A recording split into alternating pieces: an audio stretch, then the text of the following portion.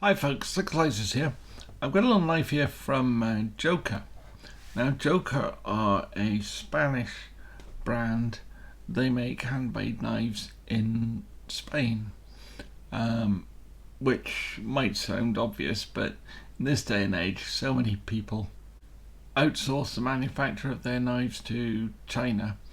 This is one of those traditional brands that is actually still making knives in its traditional homeland.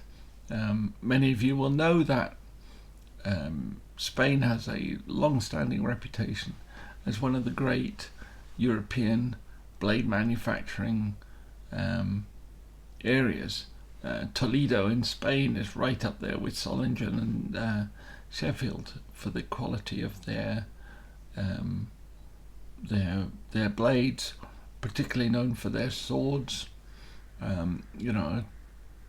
Toledo rapier, Toledo made rapier is a real special thing of the Renaissance period, and I would love one of those. Anybody wants to buy me one of those, I'd be more than happy to receive it.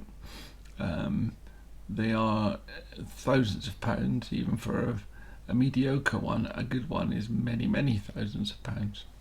On the other hand, I was bought this by my wife. This is a Joker a folding pocket knife. Comes in a very simple sort of package, a little cardboard box. Which, and inside it was in a plastic bag. I don't know where the plastic bag is, but it's not here. It has a plain beechwood handle, which I think I might embellish with a little bit of beeswax or something at some point. It's got brass pins, brass pivot. We got steel liners and a stainless steel blade. Now, this is a traditional slip joint as a sort of back spring, the quality of which is okay. If I told you that this knife cost, I think, less than £30, you'd say the quality is okay for the price. It's not outstanding, but it's certainly okay for the price. I think it's probably hafted, but there is a little bit of gap between the spring and the liners. Now, it is between the spring and the liners, not between the liners and the covers. So I think that's quite acceptable, certainly at this price point. Now, there's no nail nick on it, but it's quite broad, and the spring isn't too tough. I mean, it's perfectly fine. It's got a good action on it, but it's easy enough to pinch open, even for me. And if I can pinch it open, there is not a human being on the planet that can't pinch it open. So there we are. We've got a relatively broad blade. It just says Joker Antano or Antonio, and down here it says Inox 420 Spain, so it's 420 steel. It's a nice thin blade, and it came very, very sharp, so it's very slicey. It's very good as a sort of letter opener. It works well as a fruit knife. It has a little sharpening choil, which would make sharpening it just a little bit easier. It works on a traditional kick.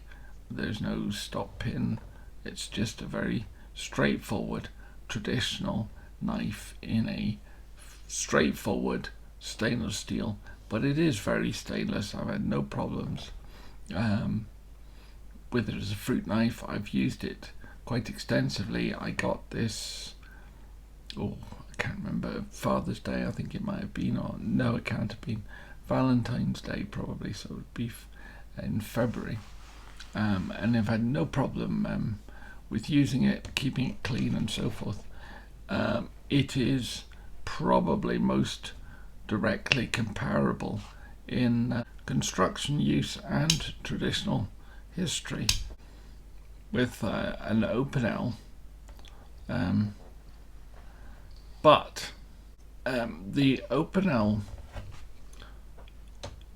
I'm quite a fan of Opinels, mainly because of the history and so forth, and the simplicity and the peasant origins and all of that sort of thing. But the action on Opinels can be terrible, and it's difficult to do much about it. You'd think the obvious thing is to sling a bit of oil in there and get it moving. Problem is, if you put oil in them, the wood swells and it grips the blade even tighter.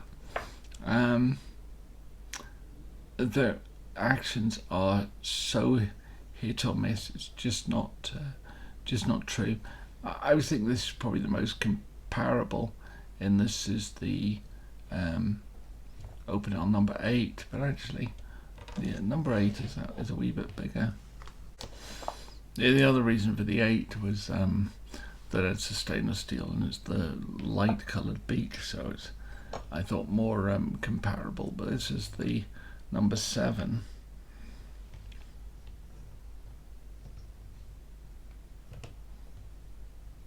And that's probably better in a size comparison, although the Opinel blade is thinner. This particular one obviously is a carbon steel one as opposed to the stainless steel. But the action on this one is much better than the action on this one. I mean, I really struggled to open this one. I ended up using my teeth, whereas this one was relatively straightforward. The Joker is always pretty straightforward, so it's actually more expensive than the Opinels. I think you can pick up one of these for, I think they're somewhere between £12 and £16. I think this one was perhaps almost double that. Personally, though, I like the Joker better. It's an easier knife to use. It's a little bit more comfortable. I like the spring action. I've a wee collection of Opinel knives, and I don't dislike them in any way, but from a practical point of view, I think the Joker is easier to use, more pleasant to use, and it's equally, it's again a very thin bladed knife that slices very, very well. The Opinel might be very slightly thinner, but there's not a lot in it. Maybe that 7 is a wee bit thinner, actually.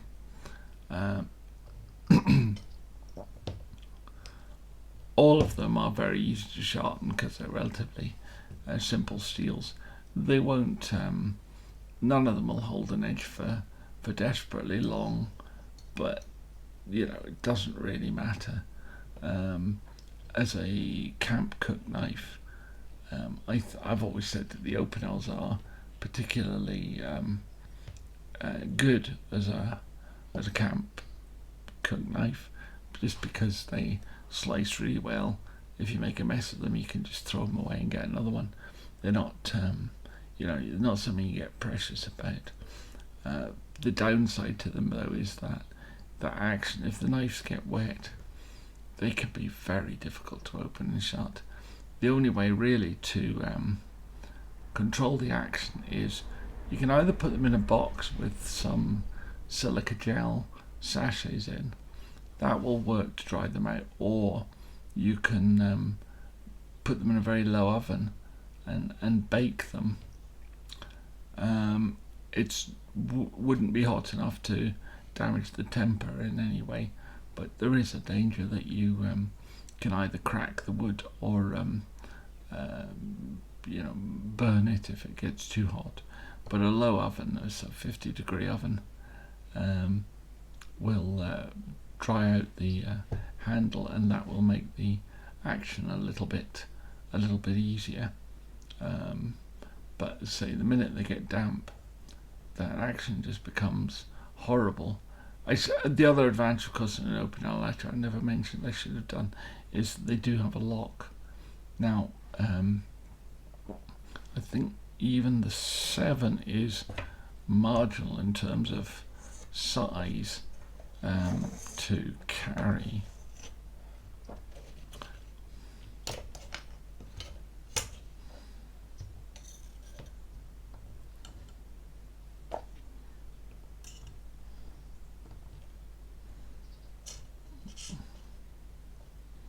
Yeah, that's over your 76mm in the UK. So even that's a little bit too big to carry. But if you're taking it as a camp cook knife, you don't really have to worry too much about the size.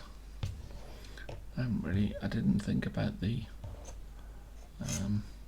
Joker in terms of UK carry. Yeah, I mean that's 82mm, something like that. Now the sharpened edge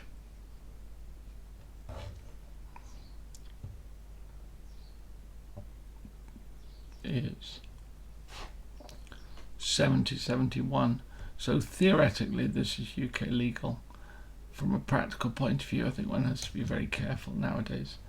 The judge, policeman, whatever, can now start insisting that it's the full blade length. They're wrong, but hey, just because they're wrong doesn't mean they can't arrest you, put you in jail overnight, and then you have to think to yourself, how do you feel about fighting that in court when losing could see you in jail for months, if not years? I don't know how much you want to risk that sort of thing, just to exert your rights. It's up to you. Personally, I wouldn't be inclined to bother. I'd be inclined to carry a knife that is well and truly under the UK limits, no matter how you enforce it, how you measure it, and be on the safe side. But call me a coward if you like. I don't want to go to jail for an extra 1/4 inch on my knife blade. I don't care that much. Anyway, the Joker is a nice little knife. I've been very pleased with mine. I've used it more than I thought I would. I have lots of much more fancy, expensive knives kicking around in my house. At the same time as having this, I had a Benchmade, I think it was the bailout, out at the same time. But the Joker ended up getting far more use. It's not the bailout's M4 steel, so if you use it to say cut a banana, it goes black on the edge very quickly. Whereas this just wipes clean and you're done. So I've been very happy with this. I would be happy to see more Joker knives in the future, some slightly different designs. There we are. That's that. If you like this stuff, please give it a thumbs up. If you want to see more of these things, then please subscribe, and we'll see what comes along. Thank you for watching. Bye.